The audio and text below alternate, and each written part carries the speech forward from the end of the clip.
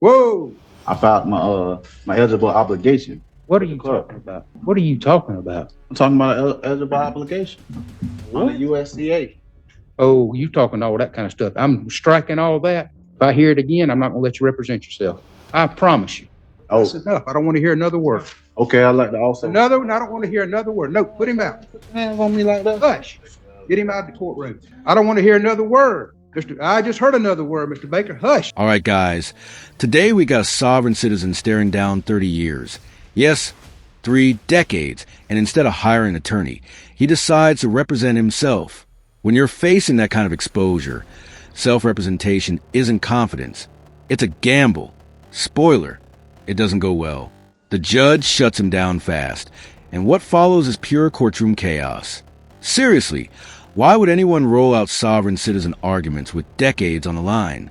Let's break it down. All right, Mr. Baker, you're before the court day for your arraignment. And let's see. You're not. Have you hired an attorney? No, sir. Do you plan on hiring one? No, sir. Are you going to represent yourself, or do you wish to Yes, have a sir. public defender to represent you? No, sir. I'm representing myself. All right, you're before the court today for your arraignment. You've been charged by way of an information with possession of a cocaine, possession of a controlled substance, count 1 and 2. Those are both third-degree felonies, punishable to 5 years in the Florida Department of Corrections and a $5,000 fine. You have a count 3, which is fleeing or attempting to elude high-speed reckless. I believe that should be a second-degree felony, punishable to 15 years in the Florida Department of Corrections and a $10,000 fine. Count 4 is driving while license, cancel, suspend, or revoke third or subsequent offense. That's a third-degree felony, punishable to 5 years in the Florida Department of Corrections and a $5,000 fine. And count 5, possession of marijuana less than 20 grams, which is a first-degree misdemeanor, punishable to 1 year in the county jail and a $1,000 fine. So you're looking at a total of about 30 years in the Florida Department of Corrections if you're convicted of everything and you get the maximum sentence. And you're still wishing to represent yourself? Yes, sir. Imagine being told you're facing 30 years, and responding like this is a minor traffic hearing. Sovereign citizen defenses already fail in court with routine cases, let alone serious felonies. There's extensive case law rejecting these theories outright. Courts do not recognize alternative interpretations of jurisdiction or self-declared immunity. At some point, pride has to give way to strategy. The question becomes, is he trying to outsmart the system, or is he completely disconnected from the stakes? Or if you'll raise your right hand to be sworn in.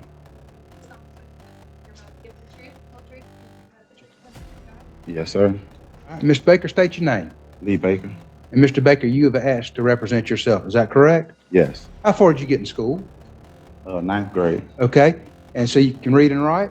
Yes. Okay. Are you employed? No, sir. All right. How do you make a living? I'm unemployed right now. I was living with someone else. Sir? I'm unemployed. I was living with someone else. I just got out of jail about 5 months ago. Okay. Well, what is your trade? I have my own business, All right. What kind of business? a cleaning business. Okay. And have you ever represented yourself before? Yes. All right. Let's see. Are you under the influence of any drugs or alcohol today, which would affect your ability to make this decision to represent yourself? No. Have you ever been diagnosed with a mental illness that would affect your ability to to make this decision? No. All right.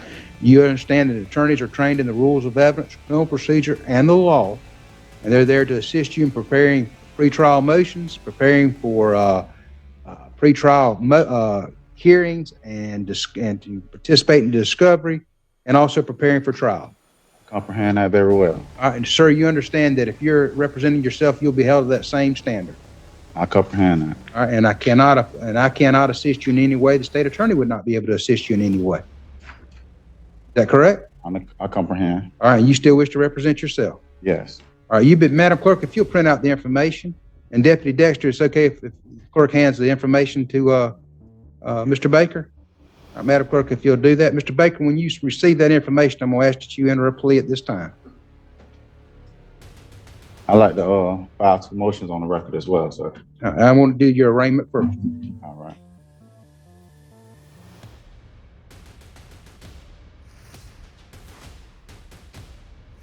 All right, whenever you're ready, you'll let me know and you enter your plea. I enter a plea of not guilty. Okay. All right, you're filing motions? Yes, sir. I You got have copies for the state. Yes, I do. Okay.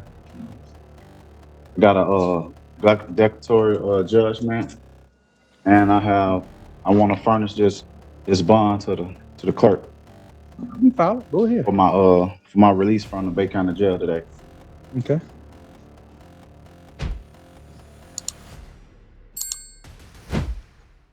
That's declaratory judgment. That's for the clerk only.